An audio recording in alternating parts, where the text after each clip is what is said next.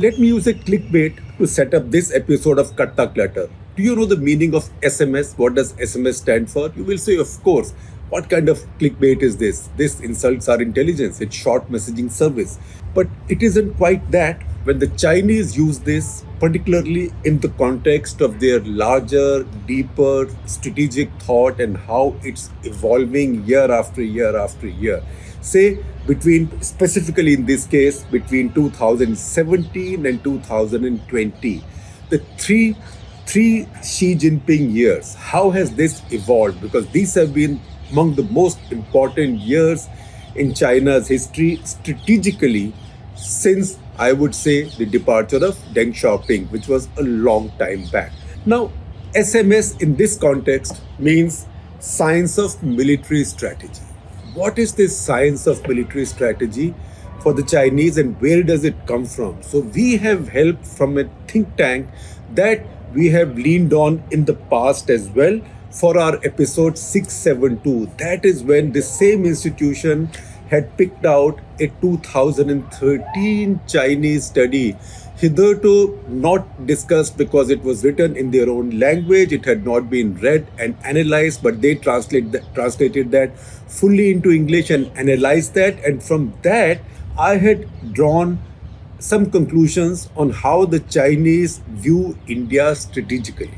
Now, the same institution, which is China Aerospace Studies Institute, Air University in the US, is run by the US Air Force at Maxwell Air Base, Alabama. And this is a preeminent think tank in many areas, a real strategic intellectual powerhouse. Now, they've produced this report by two of their authors, domain experts, Marcus Cray and Roderick Lee. What have they done? They've taken effectively what is the Chinese PLA's textbook for its own people, explaining what their strategic and military thought is. They've taken the 2017 edition and 2020 edition. 2020 edition had been published by American National Defense University in August 2020, but nobody had translated this.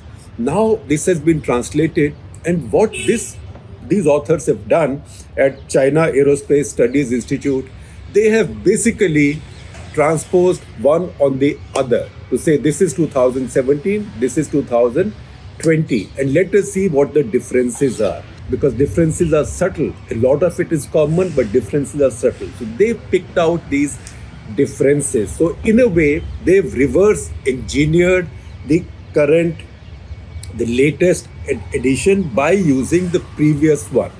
And they have found 1200 editing changes. And in these changes, they've tried to figure out how China's strategic thought has evolved and how the world should respond to it. Now, they make it very clear that this is a textbook. This is not like a Bible, like the Bible of Chinese strategic thought, because a lot of things can happen in their current and future warfare and planning, which don't quite feature in this textbook. But this is as good a guide as you can get, because PLA leaders' minds are impossible to gauge. In any case, they will change as circumstances change.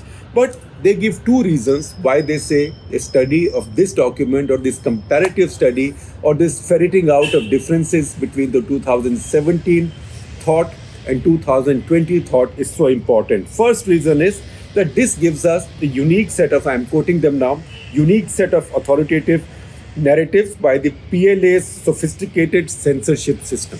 If this has got published in the PLA, that means PLA's very comprehensive and sophisticated censorship system has passed it, which means what has come out is authoritative. It is endorsed by the Chinese higher establishment. That's important. The narratives are carefully crafted by designated teams of PLA academics and PLA intellectuals to reflect political and theoretical correctness of the PLA at the time of publication. So this has gone through all that due diligence by intellectuals, academics, by ideologues at the PLA to make sure this truly reflects their top boss's mind. As such, this establishes a critical baseline for more advanced PLA analysis, because unless you know these basics, what do you base your analysis on going ahead? Now, the next reason it is important to study this, and the next reason why this comparative study is so important is that from the first edition of this document, this textbook in 2001, the Chinese view of what they call as science of military strategy, or SMS, that we spoke about earlier to bait you into this cut the clutter. Although I know that if you're talking about Chinese strategic policy, we don't particularly need to bait you. We don't need any bait at all because it's so important for us and we get to read and discuss so little of it. In our country, we are still debating, we are still fighting the battle, the little mountain battles for the protection of chowkis or outposts in 1962. The world has moved on. So from the first edition in 2001, the authors say Chinese view of science of military strategy has moved on a great deal. This book or this publication now, since 2001 when it came out the first time, or when it surfaced the first time, it has become a more deliberate way to convey messages to a Western, which means readership. That's what the authors say, but to the world by and large, because India is not in the West, but India is even more concerned about Chinese strategic and military thought than I would say the Western world, because we are next door neighbors and we have such a large land border and trouble with the Chinese, a troubled history. And the authors then go on to say the framing and pruning of narratives contained in the SMS, Science of Military Strategy, presumably reflects how the PLA wants to be seen by the outside world. So this is not something that's leaked out of PLA. They've put it out. So they want the outside world to read their minds like this. Therefore, nuances contained in the Science of Military Strategy, particularly changes made by its authors over time when analyzed in correlation with PLA's activities in the field, can provide clues to the Chinese Communist Party's strategic intent and aspirations. And then the authors pick up 10 key themes. I will talk about these very briefly and I will try to explain each one to give you some interpretation. A summary of these themes has been put together by a very young person who's now still a student, who's now helping me with research, Anandita, Mehrotra, and you will see those points running on the screen. So please check those out. This report, I will share the whole report also with you. It's not a very big report. It's only a 22-page report. Usually these reports tend to run into hundreds of pages, but it's only 22 pages. It's headlined Unmasking the Devil in the Detail, a comprehensive analysis of the science of military strategy, 2017 and 2020. And as I told you, this is from China Aerospace Studies Institute from Air University of US Air Force at Maxwell Air Base, Alabama, USA. Now here are the 10 highlights. And these are the 10 highlights. The headlines I give you for these highlights are actually headlines used in the report. I am not further nuancing them. I'm just using the same headlines, but there's a lot of jargon used there. I am trying to simplify these to help us all understand what these mean. So first, a truckload of Xi Jinping. This is the author's headline, not mine. But what this means is that this new SMS, compared to the last one in 2017, has a lot more of Xi Jinping, his thought, his speeches, his comments, his quips here. So this further confirms the impression that this is an army owned by the party. This army is controlled by the party. Party is controlled by Xi Jinping. So Xi Jinping controls the army. The army has to be personally loyal to him. So this reconfirms all of that. If anything, this now takes Xi Jinping's personality cult even further and makes it even stronger. So in summary, first and foremost, political education material this SMS is. This is political education for PLA soldiers, officers, generals, brass, everybody, right? Because this is a political army. Unlike, say, the Indian army, which is a professional army, US army, British army, these are professional armies. China is a country owned by the party. It's an ideological state. So its parties, its army is owned by the party. It is a political army. It's an ideological army. So that difference is further highlighted here. Now, so first of all, this document is first and foremost a political education material. There are many more references this time to Xi Jinping's speeches and catchphrases.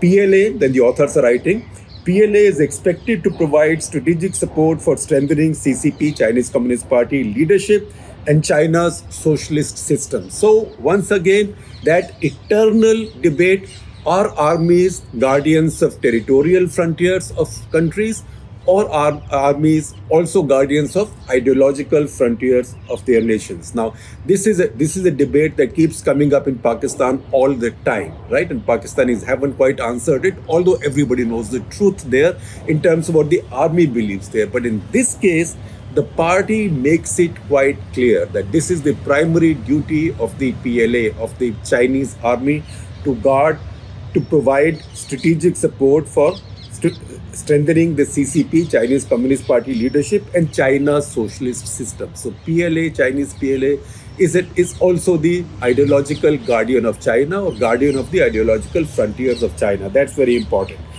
Then it goes on to say that PLA is also expected, I mean, some of these things are routine, sovereignty, territorial integrity of China.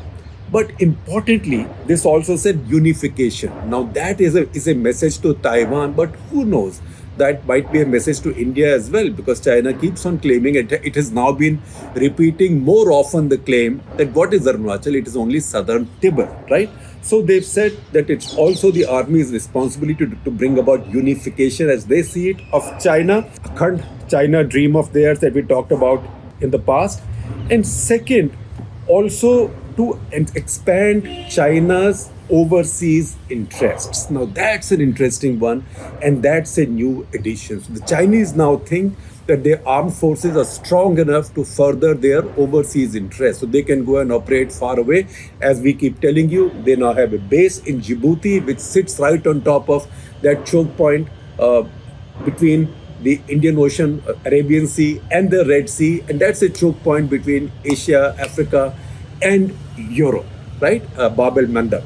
That is where the Chinese sit, but they now think that their armies are strong enough to move way ahead. In fact, if anything, an interesting thing this time is that the Chinese have added an independent section in this SMS, in this Science of Military Strategy document. And that section is on political work planning.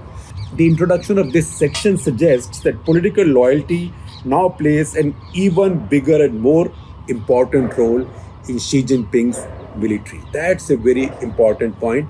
That is loyalty to the party, loyalty to the man. And the man, the leader, and the party then within themselves subsume the nation and the idea of patriotism.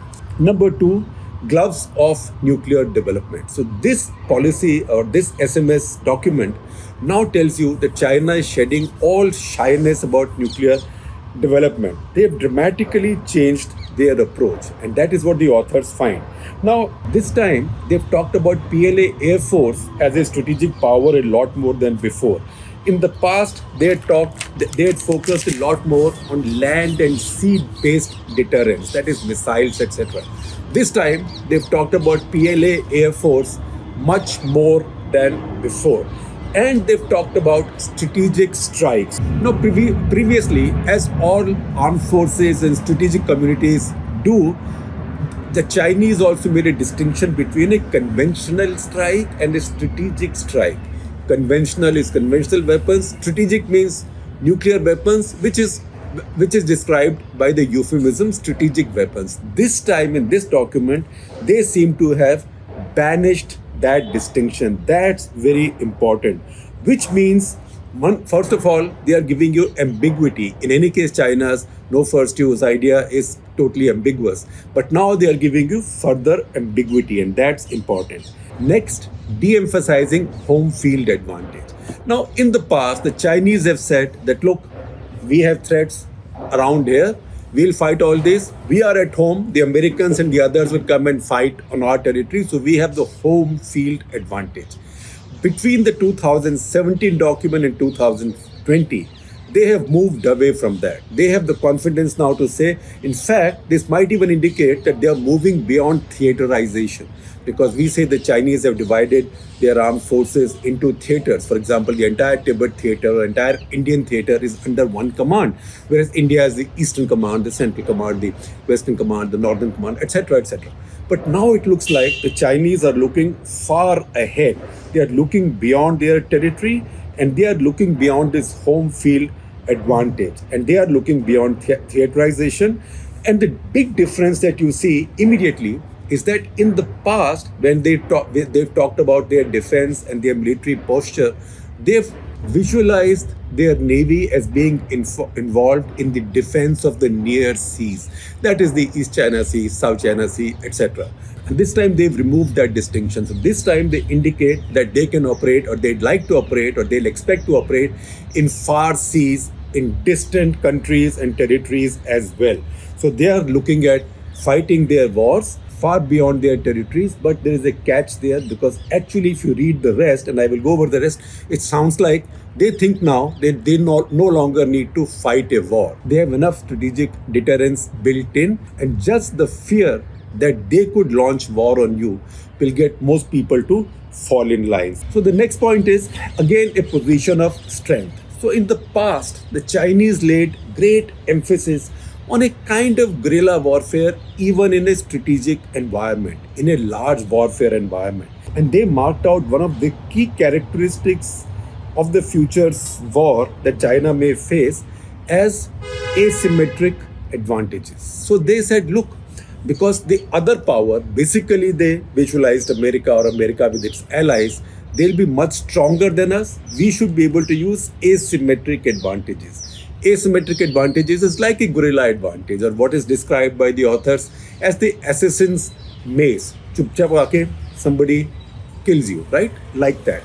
Now they've given up this time on this asymmetric advantage, because they think again, you can interpret it, you can only interpret it, but because there's a document available, this is open to interpretation.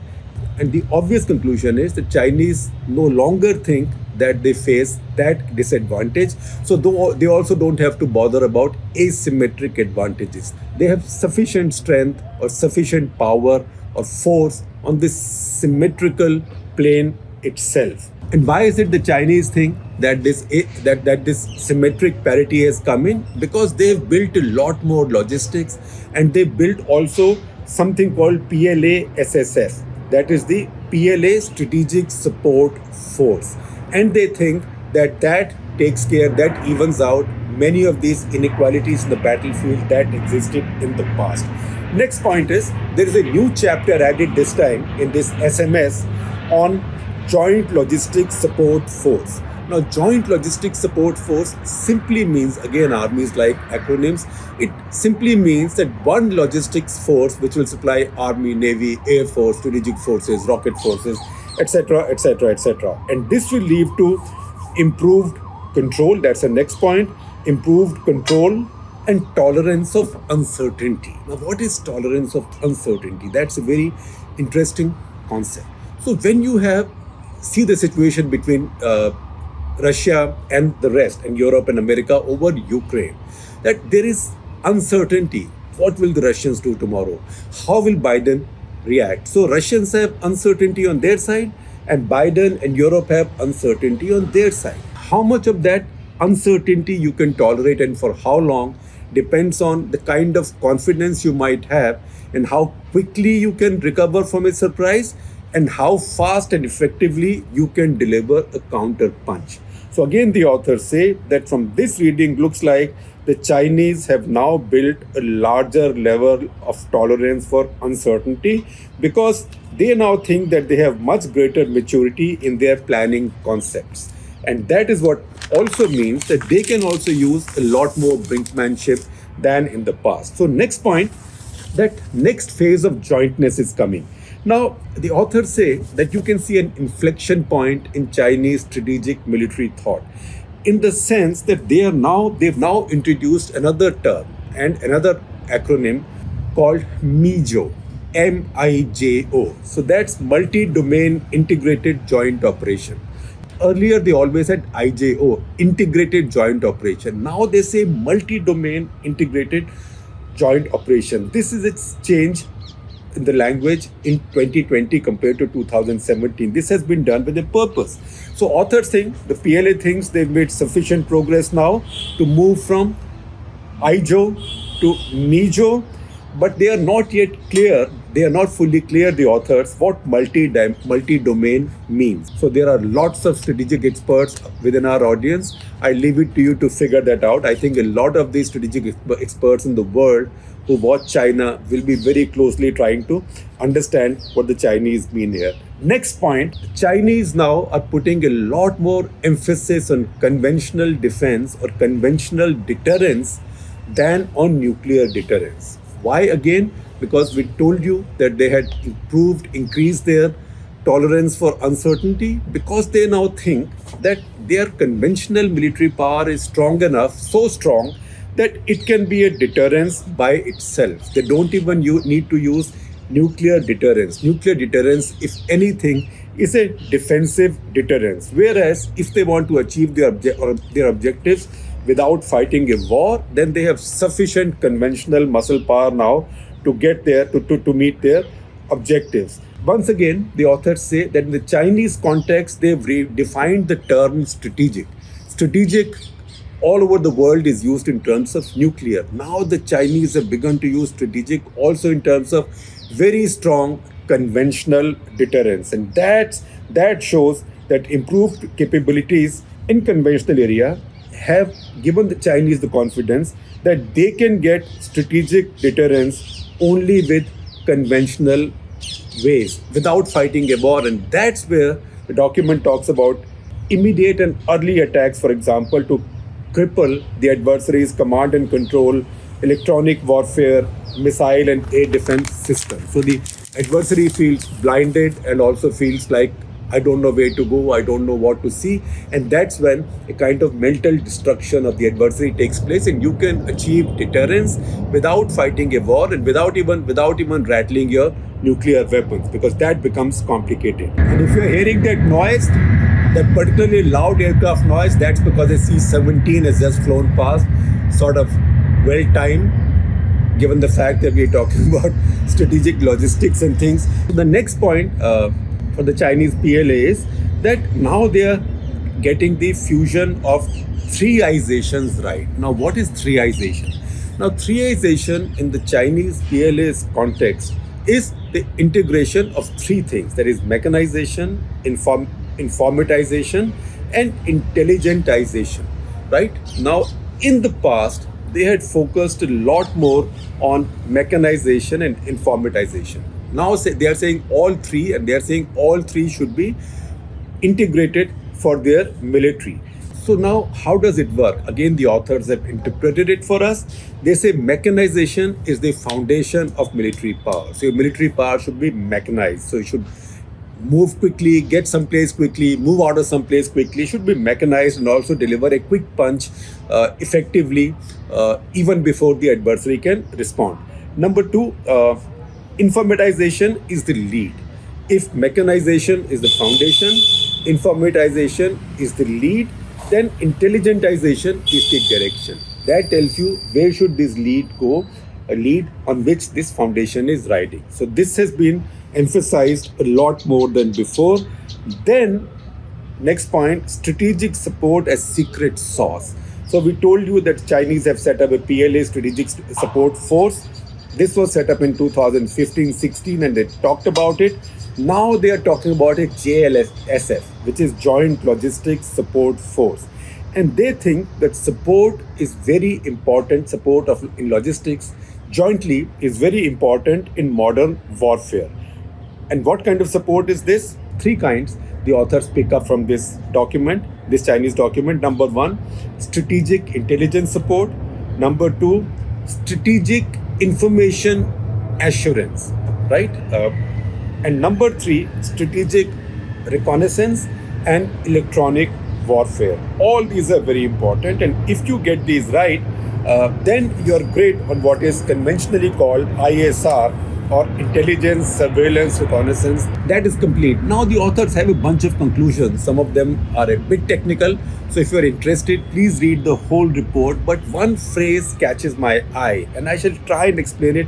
I don't know how well I can do that. When the authors list their three preliminary conclusions. So the most important conclusion is the PLA's redefinition of what is called as a competition continuum. What does it mean? It means keeping competition below armed conflict to moving into armed conflict. Now, stronger a nation is, stronger a military power is, the longer it can allow this continuum of competition without actually going into a real war. And that is what the Chinese are working on, because the Chinese have now given us the indication. It's also a logical thing that the stronger you are conventionally, the more deterrence you have, the more the luxury of this competition continuum. कि आप झगड़ते जाओ without going to war, and you think that you can achieve your objectives like. And second, again quite important for India also, that if your conventional deterrence becomes sufficiently powerful, then you don't even need the nuclear deterrence anyway. You can keep that for the rainy day when your country or your key strategic interests come under a threat. So the stronger your conventional military is, the stronger your conventional deterrence is, the bigger the luxury, the greater the luxury of this competition continuum. You can engage your adversary in a longer competition without actually lapsing into warfare. That's important. And how will that be achieved in the end? That will be achieved with, as this document says, with strategic awareness, integration of forces, a very robust planning process, and control of forces and new technologies. So for all these reasons, that this new Chinese textbook or their document on SMS or science of military strategy is important. We should read it and try and understand where the Chinese are coming from, because you know what, the Chinese are not going to go away any place soon.